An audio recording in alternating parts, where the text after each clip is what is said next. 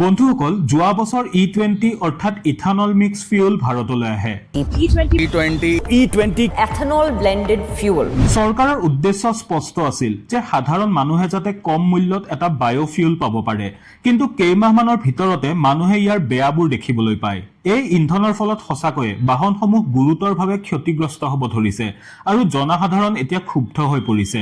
2-3 बार तो पलक खराब हो चुका है। पेट्रोल ही महंगा है, माइलेज भी कम मिले। नितिन गडकरी एथेनॉल मिला के बेच रहा है, मेरी गाड़ी खराब हो गई। एथेनॉल नीचे बैठ जा रहा है और पेट्रोल ऊपर आ जा रहा है। लेकिन सरकार तो ऐसा लग रहा है कि अपने लोगों को फायदा पहुंचाने की नीयत से हमारे जेब पे डाका डाल रही है। এতিয়া এইটো স্পষ্ট হৈ পৰিছে যে এই E20 ইন্ধনৰ পৰা সাধাৰণ জনতাৰ একো লাভ হোৱা নাই, কিন্তু তথাপিও কিছু কিছু ঠাইত E85 আহি গৈছে আৰু E100ৰ প্ৰস্তুতিও চলি আছে। এতিয়া প্ৰশ্ন হ'ল যে ইয়াৰ দ্বাৰা যদি সাধাৰণ লোকৰ একো লাভ হোৱাই নাই তেন্তে লাভ হৈছে কাৰ? आप 120 रुपए जो पेट्रोल ले रहे हैं उसका भाव हम 15 रुपए लीटर करेंगे। ये हालांकि वो पुराने वीडियो हैं जिसमें आपने बोला था कि पेट्रोल 100 रुपए से ऊपर जो मिलता है ये 15 रुपए पर आ जाएगा एथेनॉल की वजह से। ऐसा मैंने कहा नहीं। झूठ बोलो, बार झूठ बोलो। লগতে এই ইন্ধন অনাৰ এটা কাৰণ এইটো আছিল যে ই প্ৰদূষণ হ্ৰাস কৰিব, কিন্তু বাস্তৱ ক্ষেত্ৰত কথাটো কিছু বেলেগ। এতিয়া বহু প্ৰশ্ন উত্থাপন হৈছে যে ইয়াৰ ফলত যদি মানুহৰ বাহনসমূহ ক্ষতিগ্ৰস্ত হৈছেই তেন্তে চৰকাৰে ইয়াক কিয় চলাই আছে, আৰু যিখন দেশত অলৰেডি পানীৰ ইমান সমস্যা তাত ইমান বৃহৎ পৰিমাণত ইথানল তৈয়াৰ কৰাটো ঠিক হ'বনে? আৰু শেষত প্ৰদূষণ হ্ৰাস কৰা বস্তুটোৱে যদি প্ৰদূষণ বৃদ্ধি কৰি আছে তেনেহলে আমি ধ্বংসৰ ফালে গৈ থকা নাইতো? এই সকলোবোৰ আমি জানিম আজিৰ এই ভিডিঅ'টোত। বন্ধুসকল E20 যেতিয়া ভাৰতলৈ আহিছিল তেতিয়া আমি বহুত ডাঙৰ ডাঙৰ কথা শুনিবলৈ পাইছিলো। এতিয়া ইয়াৰ পৰা আমাৰ লাভ হৈছে নে লোকচান সেই কথা জানিবলৈ আমি প্ৰথমে বুজি পাব লাগিব যে আমাক ইথানলৰ প্ৰয়োজন কিয়। চাওক, ভাৰতে বৰ্তমান ইয়াৰ প্ৰয়োজনীয় খাৰুৱা তেলৰ 85% আমদানি কৰে, কিন্তু সমস্যাটো হ'ল যে যেতিয়াই যুদ্ধ সদৃশ পৰিস্থিতি বা জিঅ'পলিটিকেল টেনচনৰ সৃষ্টি হয় পেট্ৰলৰ দাম বাঢ়ি যায়, যেনে অলপতে আমেৰিকা আৰু ইৰাণৰ যুদ্ধৰ বাবে হৈছিল। গতিকে এনেকুৱা পৰিস্থিতিত কেৱল চৰকাৰৰ বাজেটেই উলট পালট নহয়, বৰঞ্চ প্ৰতিজন সাধাৰণ মানুহৰ পকেটতো ইয়াৰ প্ৰভাৱ পৰে। ডিজেল আৰু পেট্ৰলৰ দাম বাঢ়ি যায় আৰু ট্ৰান্সপৰ্টেশ্যনত যথেষ্ট পৰিমাণে প্ৰভাৱ পৰে। গতিকে এই সমস্যা সমাধানৰ বাবে চৰকাৰে অল্টাৰনেটিভ ফিউলৰ অপশ্যন বাছি লয়, ইথানল। ই এবিধ এনেকুৱা ইন্ধন যাক কুঁহিয়াৰ, মাকৈ আৰু কৃষিজাত আৱৰ্জনাৰ পৰা তৈয়াৰ কৰিব পাৰি, আৰু ইয়াক পেট্ৰলৰ সৈতে মিহলি কৰিলে তিনিটা ডাঙৰ লাভ হ'ব পাৰে। প্ৰথম, খাৰুৱা তেলৰ আমদানি হ্ৰাস হ'ব, যাৰ ফলত বিদেশী মুদ্ৰা ৰাহি হ'ব। দ্বিতীয়তে, কৃষকসকলৰ বাবে এখন বৃহৎ বজাৰ মুকলি হ'ব। আৰু তৃতীয় আৰু আটাইতকৈ গুৰুত্বপূৰ্ণ কথাটো হ'ল ইয়াৰ পৰা গ্ৰীণ হাউচ এমিছনো হ্ৰাস হ'ব। গতিকে এই চিন্তাধাৰাৰে ভাৰতত ইথানলৰ মিশ্ৰণ আৰম্ভ হৈছিল। প্ৰথমে E5, তাৰপিছত E10 আৰু যোৱা বছৰৰ পৰা আহিল E20। চৰকাৰৰ লক্ষ্য আছিল যে এই বায়োফিউলক জনসাধাৰণে যিমান সোনকালে সম্ভৱ গ্ৰহণ কৰি লওক, আৰু সেইবাবে তেওঁলোকে E20ক জোৰ জবস্তি পুছ কৰিবলৈ ধৰে। কিন্তু এইখিনিতে তেওঁলোকে এটা বেছিক ইঞ্জিনিয়াৰিং প্ৰব্লেম সম্পূৰ্ণৰূপে আওকাণ কৰি দিয়ে। সেয়া হৈছে যোৱা 15 বছৰত বিক্ৰী হোৱা 80% গাড়ীয়ে কেৱল E5 আৰু E10 ফিউলহে ছাপোৰ্ট কৰে। সেইবোৰত E20 ফিউলে কাম নিদিয়ে, অৰ্থাৎ মেনুফেকচাৰাৰে সেইবোৰ হাই ইথেনল ব্লেণ্ডিঙৰ বাবে বনোৱাই নাছিল। কিন্তু তথাপিও আপুনি আজি বাধ্য হৈ এই ইন্ধন আপোনাৰ গাড়ীত ভৰাবলগীয়া হৈছে, আৰু কোনো ভুল নকৰা স্বত্তেও আপুনি ইয়াৰ ফল ভুগিব লগা হৈছে। এতিয়া বাহনবোৰ ক্ষতিগ্ৰস্ত হৈছে এইটো সঁচা, कार्बोरेटर फ्यूल इंजेक्टर और बाकी के जो पार्ट से इनको नुकसान हो रहा है। কিন্তু আমাৰ কেন্দ্ৰীয় মন্ত্ৰী নীতিন গাডকাৰীয়ে এনেকৈ কিয় কৈছে যে মোক এখন গাড়ী দেখুৱাই দিয়ক যি বেয়া হৈছে? इथेनॉल किसकी एक नाम बताओ इसका परफॉर्मेंस खराब हुआ। কাৰণ কোনো গাড়ী বা বাইক এদিনতে বেয়া নহয়, সেইবোৰৰ পাৰ্টছ লাহে লাহে বেয়া হ'ব ধৰিছে। আৰু তাৰ বাবে আমি এইটো বুজিব লাগিব যে ইথানলে প্ৰকৃততে কি ক্ষতি কৰে। গতিকে চাওক, ইথানল পেট্ৰলৰ সৈতে মিহলি হয় ঠিকেই, কিন্তু ই পেট্ৰল নহয়। ইয়াক কুঁহিয়াৰৰ দৰে প্ৰাকৃতিক শস্যৰ পৰা তৈয়াৰ কৰা হয়, যাৰ ফলত ই মইশ্চাৰ এবজৰ্ভ কৰে আৰু এই মইশ্চাৰেই গাড়ীৰ পাৰ্টছবোৰ নষ্ট কৰে। কিন্তু কেনেকৈ আহক চাওঁ। প্ৰথমে ৰাবাৰৰ চিলবোৰ। E20 পেট্ৰলৰ পৰা ৰবাৰৰ চিলবোৰত ফাট মেলে আৰু লিক হয়, আৰু আপোনাৰ গাড়ীখন যদি 2023 চনৰ আগৰ হয় তেনেহলে সম্ভাৱনা যথেষ্ট বেছি যে আপোনাৰ গাড়ীখনতো চাগে লাহে লাহে এই প্ৰক্ৰিয়াটো চলি আছে।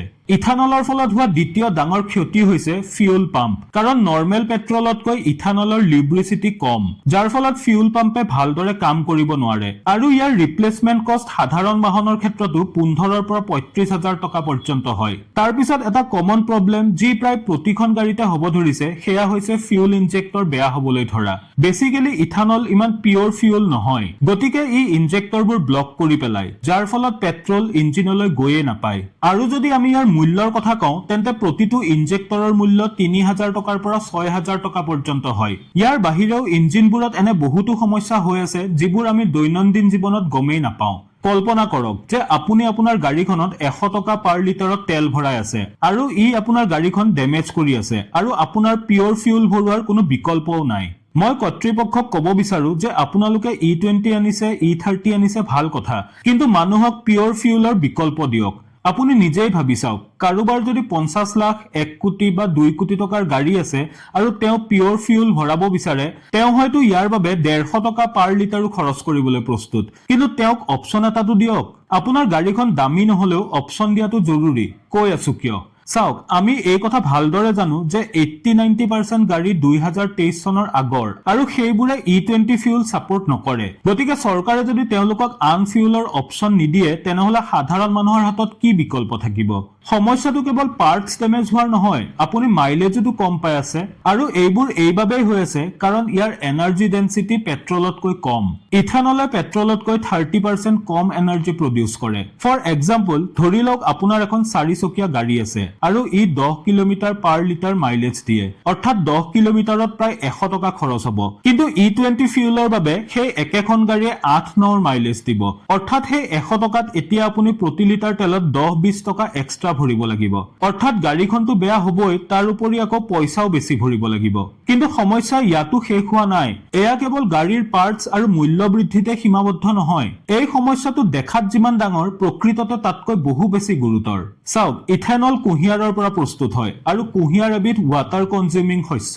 নীতি আয়োগৰ মতে 1 লিটাৰ ইথানল প্ৰস্তুত কৰিবলৈ প্ৰায় 3000 লিটাৰ পানী লাগে আৰু আমি যিখন দেশত বাস কৰো তাত অলৰেডি পানীৰ যথেষ্ট নাটনি, কাৰণ আমি মূলতঃ গ্ৰাউণ্ড ৱাটাৰৰ ওপৰত নিৰ্ভৰশীল। এতিয়া চাওক, আমাৰ 70% কৃষিৰ আৰু 80 পৰা 90% খোৱা পানী মাটিৰ তলৰ পৰা আহে। গতিকে এই কথা স্পষ্ট যে গ্ৰাউণ্ড ৱাটাৰৰ লেভেল খুব স্পীডত কমি গৈ আছে। কিন্তু এই প্ৰশ্নটোৱে যেতিয়া নীতিন গাডকাৰীক সোধা হৈছিল তেতিয়া তেওঁ কয় যে একো পানীৰ সমস্যা হোৱা নাই আৰু এনে ধৰণৰ প্ৰশ্ন সোধাসকল এন্টি নেশ্যনেল। जो आर्ग्यूमेंट करने वाले लोग हैं, हाँ, ये सबसे देश में एंटी नेशनल। देश में पानी की এতিয়া আমিহে এন্টি নেশ্যনেল হলো। আমাৰ দেশত এইটোৱে সমস্যা, যেতিয়াই কোনোবাই কিবা গুৰুত্বপূৰ্ণ প্ৰশ্ন সোধে তেতিয়া তেওঁক এন্টি নেশ্যনেল সজাই দিয়া হয়। মই এইটো কোৱা নাই যে ইথানল বনাব নালাগে, কিন্তু যিবোৰ ঠাইত আগৰে পৰা পানীৰ যথেষ্ট সমস্যা আছে তাত ইয়াৰ প্ৰডাকশ্যন কম কৰিব লাগে। এতিয়া ইয়াত আমাৰ মন্ত্ৰীসকলে ক'ব যে ব্ৰাজিলততো এনেকুৱা একো সমস্যা হোৱা নাই, তাততো E20, E85, E100 পৰ্যন্ত চলি আছে, তাত কিয় পানীৰ সমস্যা হোৱা নাই? তাত কিয় গাড়ীবোৰ বেয়া হোৱা নাই? চাওক, ব্ৰাজিল আৰু ভাৰতৰ কেছ একে নহয়। প্ৰথম কথা, ব্ৰাজিলে ইথানল বনোৱা আৰম্ভ কৰিছিল 1973 চনত, কাৰণ সেই সময়ত গ্লোবেল অইল ক্ৰাইচিছ চলি আছিল আৰু ব্ৰাজিলেও সেই সময়ত 80% ক্ৰুড অইল আন দেশৰ পৰা আমদানি কৰিছিল। যিহেতু সেই সময়ত মূল্য 4 গুণ বাঢ়ি গৈছিল, গতিকে তেল আমদানি কৰা তেওঁলোকৰ বাবে অসম্ভৱ হৈ পৰিছিল আৰু আন কোনো উপায়ো নাছিল তেওঁলোকৰ হাতত। তেতিয়া তেওঁলোকে নিজৰ আটাইতকৈ ডাঙৰ ছুপাৰ পাৱাৰটো ইউজ কৰে। একচুৱেলি সেই সময়ত ব্ৰাজিল কুঁহিয়াৰৰ খুব ডাঙৰ এক্সপৰ্টাৰ আছিল, গতিকে তেওঁলোকে সেই কুঁহিয়াৰৰ পৰা ইথানল বনোৱা আৰম্ভ কৰে। প্ৰথম অৱস্থাত তেওঁলোকে পেট্ৰলত মাত্ৰ 11% ইথানল মিক্স কৰিছিল, কিন্তু সময়ৰ লগে লগে তেওঁলোকে E27 অৰ্থাৎ 27% ইথানল মিক্স কৰিবলৈ লয় আৰু তাৰ পাছত E50, E85 আদি সকলো বনোৱা আৰম্ভ কৰে। আজি ব্ৰাজিলত এনেকুৱাও গাড়ী আছে যি 100% ইথানল অৰ্থাৎ E100ত চলে। কিন্তু আমি ইয়াত এটা কথা পাহৰি গলে নহব যে এই সকলোবোৰ পৰিৱৰ্তন তেওঁলোকে 40-50 বছৰত কৰিছে। এনেকুৱা নহয় যে 2 বছৰ আগতে E20 আহিল আৰু সমগ্ৰ দেশতে ইয়াক বাধ্যতামূলক কৰি দিয়া হল। প্ৰথমে গাড়ীসমূহ বনোৱা হল, তাৰ পিছত প্ৰায় সংখ্যক মানুহে যেতিয়া গাড়ীবোৰ কিনিলে তেতিয়া লাহে লাহে তেওঁলোকে ইথানল মিক্স বঢ়াই লৈ যায়। দ্বিতীয় কথাটো হল যে ব্ৰাজিলত আজিও নৰ্মেল আৰু ইথানল মিক্স পেট্ৰল দুইটাই উপলব্ধ, যাতে যাক যিটো লাগে তেওঁ সেইটোৱে ব্যৱহাৰ কৰিব পাৰে। আমাৰ ইয়াৰ দৰে নহয় যে আমি E20 পেট্ৰল তৈয়াৰ কৰিছো যেতিয়া ব্যৱহাৰ কৰিবই লাগিব। আপোনাৰ গাড়ীখন চলিলেও চলিব, নচলিলেও উপায় নাই। এবাৰ মনত পেলাই চাওকচোন, ইথানলৰ গোটেই কনচেপ্টটো কিয় অনা হৈছিল? এইবাবেই নহয় জানো যে পেট্ৰলৰ দাম কমিব, দেশবাসীয়ে কিছু সকাহ পাব, সাধাৰণ জনতা উপকৃত হ'ব? কিন্তু দাম কমিল জানো? এইবোৰ আমি কোৱা কথা নহয়, স্বয়ং নীতিন গাডকাৰীয়ে কৈছিল। आप 120 रुपए जो पेट्रोल ले रहे हैं उसका भाव हम 15 रुपए लीटर करेंगे। পেট্ৰল 55 টকা লিটাৰ আৰু ডিজেল 50 টকা লিটাৰ 50 रुपए लीटर में डीजल मिल जाएगा और 55 रुपए लीटर में पेट्रोल। তেনেহলে নহল কিয়? আচলতে ইয়াৰ উত্তৰ কোনেও দিব নোৱাৰে। ইয়াৰ উপৰিও তেওঁ কৈছিল যে আগলৈ যেতিয়া E100 আহিব তেতিয়া পেট্ৰল আৰু সস্তা হ'ব। এই কথাটোত কিমান সত্যতা আছে সেয়াও কোনেও নাজানে। কিন্তু এটা কথা 100% সঁচা আৰু সেয়া হৈছে প্ৰফিট। সমালোচকসকলৰ মতে ইথানলৰ চাহিদা বৃদ্ধিৰ ফলত ইথানল প্ৰডিউচাৰসকলৰ আটাইতকৈ বেছি আৰ্থিক লাভ হৈছে আৰু এই ক্ষেত্ৰত আমি পূৰ্তি গ্ৰুপক আওকাণ কৰিব নোৱাৰো। গ্ৰুপটোৰ অধীনত থকা দুটা কোম্পানী হৈছে মানস এগ্ৰটেক আৰু CN এগ্ৰটেক। দুয়োটাই নীতিন গাডকাৰীৰ পুত্ৰৰ দ্বাৰা পৰিচালিত। এতিয়া CN এগ্ৰৰ ৰেভিনিউ অস্বাভাৱিকভাৱে বৃদ্ধি পাইছে। 2024 চনৰ জুন মাহত এই সংখ্যা আছিল মাত্ৰ 17 কোটি টকা আৰু আজি এই বছৰ এই ৰেভিনিউ 1200 কোটি টকাত উপনীত হৈছে। সমস্যা এইটো নহয় যে তেওঁলোকৰ ৰেভিনিউ বৃদ্ধি হৈছে। যিকোনো ব্যৱসায়ত ৰেভিনিউ বৃদ্ধি হোৱাটো ভাল লক্ষণ। ৰেভিনিউ বৃদ্ধি হ'বই লাগে কাৰণ ব্যৱসায় এটা প্ৰফিটৰ বাবেই কৰা হয়। কিন্তু ইয়াত সাধাৰণ মানুহে কি পাব? ইয়াৰ দ্বাৰা গ্ৰাহকসকলৰ কি লাভ হ'ব? এই প্ৰশ্নটো অতি গুৰুত্বপূৰ্ণ। কোটি কোটি গ্ৰাহকে যেতিয়া এটা নীতিৰ বাবে ব্যয় বহন কৰিব লগা হয় আৰু কিছুমান উদ্যোগে ইয়াৰ পৰা বৃহৎ ফাইনেন্সিয়েল বেনিফিট লাভ কৰে তেতিয়া স্বচ্ছতা দেখুৱাটো আৰু অধিক গুৰুত্বপূৰ্ণ হৈ পৰে, যিটো এতিয়াও হোৱা নাই। কিন্তু প্ৰব্লেম ইয়াতেই শেষ হোৱা নাই, কাৰণ মই এতিয়ালৈকে যিখিনি কথা কলো সেয়া আমাৰ চকুৰ সন্মুখতে আছিল বা ক'ব পাৰে যে আমি জানিছিলো। কিন্তু এই ইথানলৰ বাবে এক বৃহৎ ক্ষতি হৈ আছে আৰু কোনেও ইয়াৰ প্ৰতি লক্ষ্য ৰখা নাই আৰু সেইটো হৈছে প্ৰদূষণ। টেকনিকেলি ইথানলৰ পৰা কম প্ৰদূষণ হ'ব লাগে আৰু এইটো সঁচা যে ই পেট্ৰলতকৈ কম প্ৰদূষণ কৰে। কিন্তু আমি যি ধৰণে ইথানল উৎপাদন কৰি আছো আগন্তুক দিনত আমি হয়তো এক অতি গুৰুতৰ সমস্যাত পৰিব পাৰো। অসম মেঘালয় সীমান্তত অৱস্থিত এখন সৰু চহৰ বৰ্ণিহাট।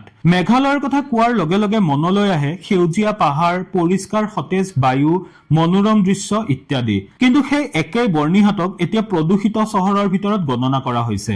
বৰ্ণিহাটৰ ওচৰত এনে বহুতো কাৰখানা আছে য'ত চিমেণ্টৰ পৰা আৰম্ভ কৰি ইথানল আদি সকলো প্ৰডাকশ্যন কৰা হয় আৰু ইয়াৰ ফল ভুগিব লগা হৈছে তাৰে বাসিন্দাসকলে। এই ভিডিঅ'টোত স্পষ্টকৈ দেখা গৈছে যে কিমান বেছি পৰিমাণৰ কেমিকেল পাতবোৰত জমা হৈছে। সাংবাদিকজনে দাবী কৰিছে যে এইবোৰ ইথানল প্ৰডাকশ্যনৰ বাবে হৈছে, কিন্তু আন কাৰখানাবোৰেও হয়তো ইয়াত এক গুৰুত্বপূৰ্ণ ভূমিকা পালন কৰিছে।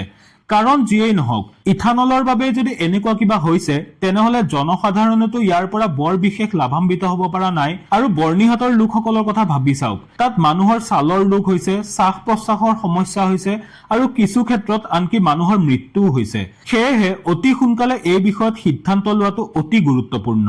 একেবাৰে শেষত আমি কথা পাতিম যে ইয়াৰ সমাধান কি। আপুনি বিশ্বাস কৰক বা নকৰক এই E20 ফিউলৰ বাবে আমি সকলো কিবা নহয় কিবা প্ৰকাৰে সমস্যাত পৰিছো আৰু সাধাৰণ ৰাইজৰ অৱস্থা এতিয়া এনেকুৱা যে হয় তেওঁলোকে একোৱেই নাজানে আৰু যদি জানেও তেন্তে তেওঁলোকে একো কৰিব নোৱাৰে। গতিকে মই ভাবো যে ইয়াৰ দুটা সমাধান আছে আৰু দুয়োটাই প্ৰয়োগ কৰি চাব পাৰি। মোৰ মতেৰে মানুহক দুয়োটা বিকল্পই দিয়া উচিত, E20 আৰু পিয়ৰ পেট্ৰল দুয়োটাই, আৰু দুয়োটাৰে মাজত দামৰ পাৰ্থক্যও থাকিব লাগে যাতে মানুহে এটলিষ্ট নিজৰ পচন্দৰ ইন্ধনখিনি ভৰাব পাৰে। দ্বিতীয়তে চৰকাৰে E20ক ইমান বাধ্যতামূলক কৰা উচিত নহয়। অন্ততঃ 2030 চনলৈকে ইয়াক লাহে ধীৰে চলাই থাকিব লাগে যাতে তেতিয়ালৈকে মানুহে কিছু সময় পায় আৰু অনাগত দিনত হয়তো আৰু অধিক E20 কম্পিটেবল বাহন বজাৰলৈ আহি যায়। এই বিষয়ে আপোনাৰ ওচৰত যদি কিবা সমাধান আছে আমাক কমেন্ট কৰি নিশ্চয় জনাব। ভিডিঅ'টো চোৱাৰ বাবে বহুত বহুত ধন্যবাদ।